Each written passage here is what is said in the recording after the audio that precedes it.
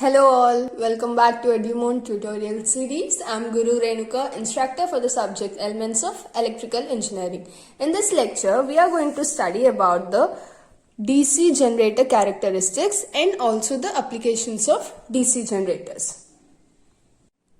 So DC generator characteristics. So the speed of a DC machine when it operates as a generator, that is the speed of a DC generator is fixed by the prime mover.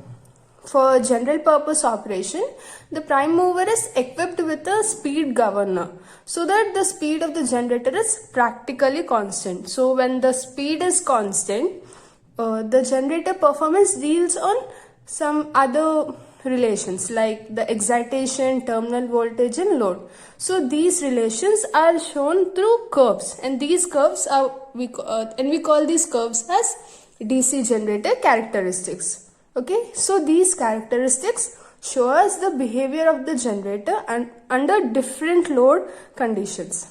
So the most important DC generator characteristics are these three: the open circuit characteristic, OCC, the internal or total characteristic, and the external characteristic.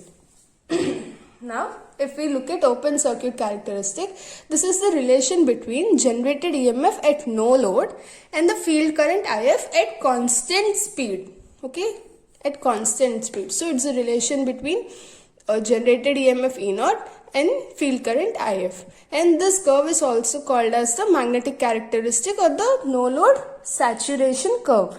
And one more thing is, its shape is practically the same for all generators, whether separately or self-excited. Now, the internal or the total characteristic curve, and this shows us the relation between generated EMF on load. This is on load and this is at no load. Okay, get the difference here. Okay, this shows the relationship between generated EMF on load E and the armature current IA. Okay. And so the EMF E will be less than E0, that is the generated EMF on load is less than the generated EMF at no load, and this is due to the effects of armature reaction. Therefore, this curve will always lie under this curve, okay, below the open circuit characteristic curve. Then the external characteristic curve, and this curve depicts the relation between terminal voltage V and load current IL. Okay, and in this, terminal voltage V is less than the generated EMF on load. Okay, so this curve will also lie below the internal characteristic curve. So internal characteristic curve lies below the OCC.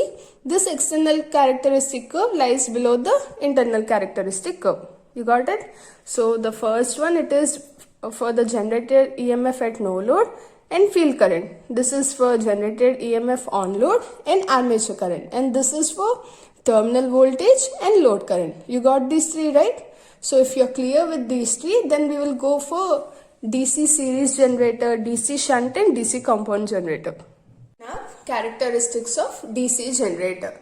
Okay, this figure, this thing shows the connections of a series wound generator. Since there is only one current flowing through the entire circuit, the load current is same as the exciting current. So it is IL equals to ISC. Now we will look at the three curves, that is this OCC, internal and the external curve. This, look here, this first curve, the top one, is the open circuit characteristic curve, the curve one, and it is about no load, E0, right? E0. The second curve is the internal characteristic curve, and it is about generated EMF on load, that is E. The third curve, it is the external characteristic curve, it is about terminal voltage V. Okay, now we have plotted a graph with volts and against load current. Okay, now the first one, OCC, this open circuit characteristic curve one, then how do we obtain this curve? It is obtained by disconnecting the field winding from the machine and exciting it from a separate machine. Okay, then we get this first curve. Then the second curve, internal characteristic curve. And this internal characteristic curve of a series wound generator, here it shows us the relation between the generated EMF on load and the armature current IA. Since the same current flows throughout the circuit, IA equals to ISC equals to IL. Okay. And then we have also seen here that curve 2 lies below the curve 1. This is because, see, when what happens is the flux in the machine will be less than the flux at no load due to armature reaction. Due to armature reaction, the flux in the machine will be less than that of the flux at no load. Hence, the EMF generated under load conditions will be less than the EMF E0 generated under no load conditions. You got the point? Hence, this curve 2 lies below the first curve, below curve 1.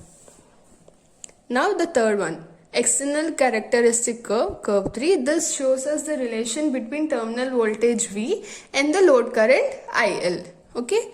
So, see, this is E, this is V, right? And the difference between E and V is the ohmic drop, that is IA into RA plus RSC. In the previous lecture, we have seen how we got this. V equals to E minus IA into RA plus RSC. This ohmic drop is IA into RA plus RSC. Okay. And here, this is the armature reaction drop. Okay. Now, okay, this is about the curves, and there's something important to it. Say if they have given us the internal characteristic curve, then we can plot the external characteristic curve and vice versa too. We'll see how.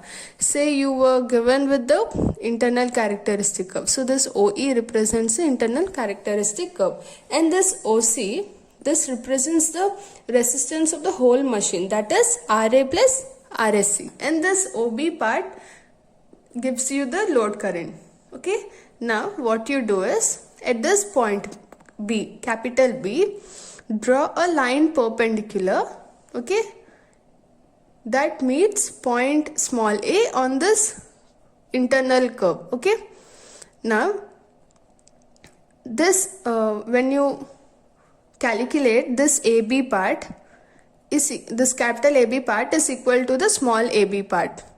And this capital A, this OC is the total resistance of the whole machine, right? That is RA plus RSC.